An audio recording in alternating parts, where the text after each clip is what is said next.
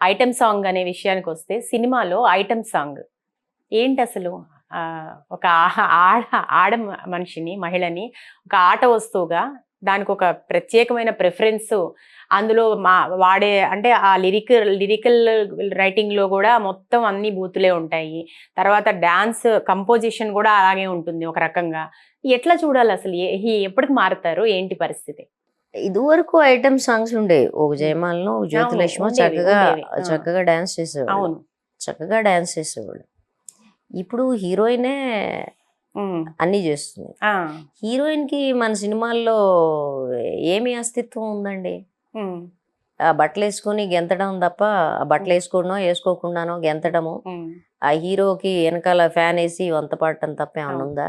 ఒక వ్యక్తిత్వము, ఒక బలమైన క్యారెక్టర్ ఏమన్నా ఉందా? ఒకప్పుడు మనం సావిత్రి లాంటి హీరోయిన్స్ చూసాం, ఎంతో అభిమానం. అది వేరు, అది శృంగారం.